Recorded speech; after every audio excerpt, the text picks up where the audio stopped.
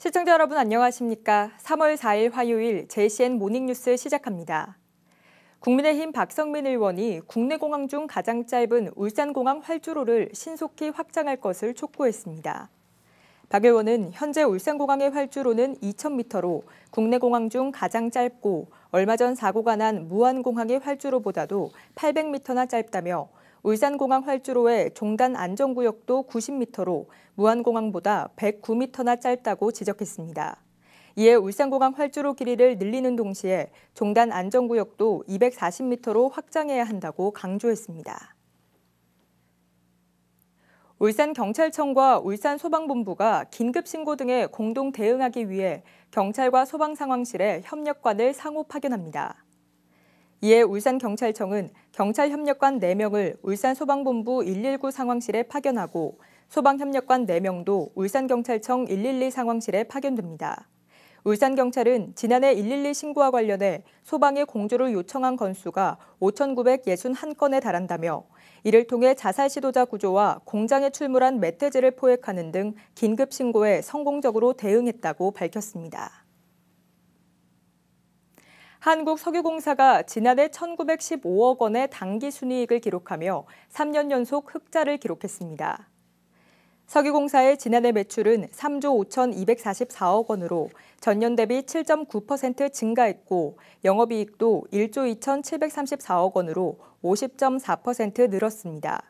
석유공사는 2010년 이전에 공격적인 해외 투자 여파로 11년 연속 적자를 기록했지만 해외 자산의 가치 상승과 재무 건전성 강화 노력 등으로 지난 2022년 12년 만에 흑자 전환에 성공한 후 3년 연속 흑자를 이어가고 있습니다.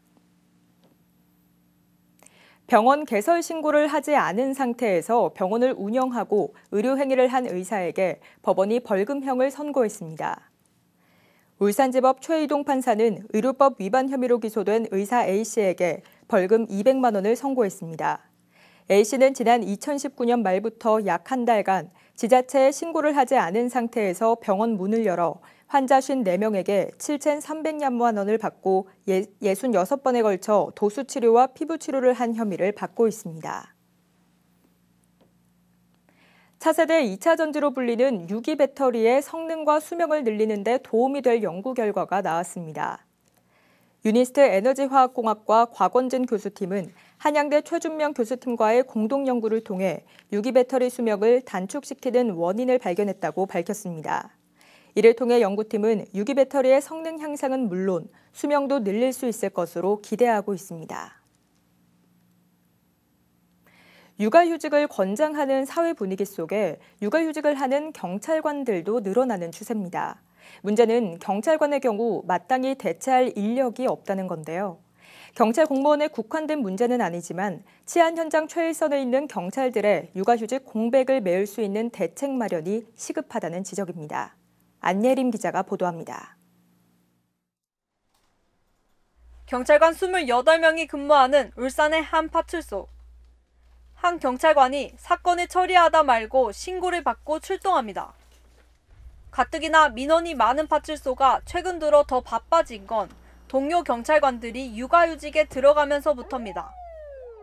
육아휴직에 들어간 경찰관 2명의 업무를 동료 경찰관들이 맡다 보니 다른 일을 하다가도 출동하는 일이 잦습니다. 지금 현재 인원이 많이 부족해진 상황이라서 112 신고 출동 처리에 있어서도 좀 힘이 많이 붙이는 상황입니다. 심지어 비상시에는 파출소 문을 잠그고 출동하기도 합니다. 현재 쉬어야 할 비번자 자원 근무를 지원받아 근무하고 있습니다. 신고 출동 시 파출소 출입문을 잠그고 출동할 때도 있고 방문 민원이 있을 시 불편을 초래할 수도 있습니다. 지난해 말 기준 육아휴직 중인 경찰관은 울산에서만 78명. 특히 육아휴직을 낸 남성 경찰관이 2년 만에 2배 가까이 급증하면서 남성과 여성의 비율이 절반씩 동일합니다.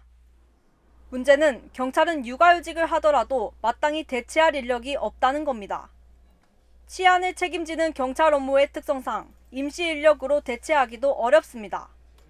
결국 동료 경찰관들이 고스란히 업무를 떠안아야 하는데 육아휴직을 권장하는 사회 분위기와도 맞지 않습니다. 프랑스 같은 경우는 실제로 예비인력 제도를 운영하고 있어서 정년퇴직으로 인해서 은퇴하신 분들을 예비인력으로 좀 활용하는 방안으로 제도를 도입해서 사용을 하고 있어요. 근데 그런 어떤 제도들을 우리나라도 벤치마킹을 해서 좀 예비인력 풀을 만들어 가지고 활용할 수 있는 방법을 써야 되고, 현장에서도 육아휴직 등으로 인한 치안 공백을 신속히 메울 수 있는 대체 인력 제도가 필요하다는 목소리가 나옵니다. 육아휴직으로 인한 업무 공백이 현장 경찰들의 업무 부담으로 이어지고 있는 만큼 보다 현실적인 대책 마련이 필요해 보입니다. JCN 뉴스 안예림입니다. 울산 교원단체 총연합회가 다자녀 부모 교원에 대한 승진 가산점을 요구하고 나섰습니다. 울산교총은 교육부가 학령인구 감소에 대응해 올해 교원 정원을 2,232명 감축했다며 저출산 시대에 맞춰 다자녀를 둔 교원에게 혜택을 주는 등 교원 승진 정책도 바꿔야 한다고 주장했습니다.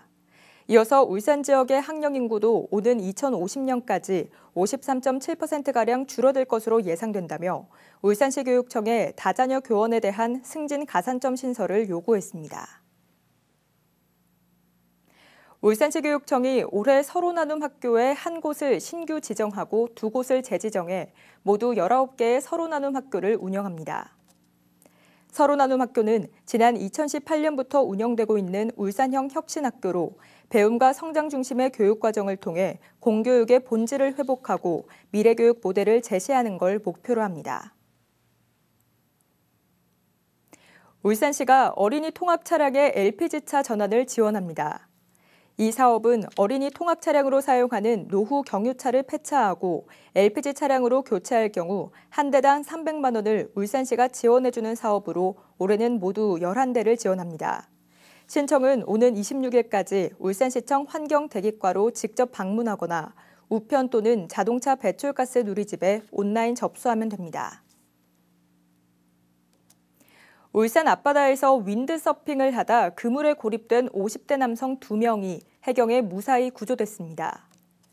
울산해양경찰서에 따르면 이들은 지난 2일 오후 4시쯤 울주군 서생면 진화 솔개해변 인근 해상에서 윈드서핑을 하던 중 강한 바람에 떠밀려 양식장 그물에 걸렸으며 이들이 빠져나오지 못하는 것을 본 일행이 해경에 신고했습니다. 출동한 해경은 이들을 안전하게 구조했으며 다행히 건강에는 이상이 없는 것으로 전해졌습니다. 태화강 파크골프장이 코스 정비와 개선을 위해 오늘부터 다음 달 말까지 휴장합니다. 남구청은 휴장 기간 동안 초보자부터 숙련자까지 누구나 쉽게 즐길 수 있도록 일부 코스의 그린 난이도를 조정할 계획입니다. 또 지난해 생활체육 대축전 이용자들의 의견을 반영해 잔디 생육 관리를 강화하고 경기 환경을 개선할 예정입니다.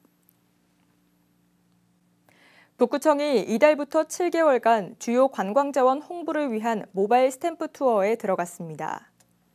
먼저 3월부터 2달간은 7만디 코스 투어가 진행되며 북구 7만디 스탬프 7개를 모두 획득한 참가자 200명에게는 기념품이 지급됩니다. 만디란 산등성이 중 제일 높은 곳을 의미하는 산마루의 경남지방 방언으로 북구 도심을 조망할 수 있는 무룡산과 동대산 등 7개 산을 7만디라고 부릅니다. 북구 모바일 스탬프 투어에 참여하려면 스탬프 투어 앱에 접속해 울산 북구를 선택한 뒤 코스별 지정된 장소에 방문해 스탬프를 획득하면 됩니다. 중구청이 지난해에 이어 올해도 찾아가는 한글 교육, 도란도란 한글 마실 과정을 운영합니다.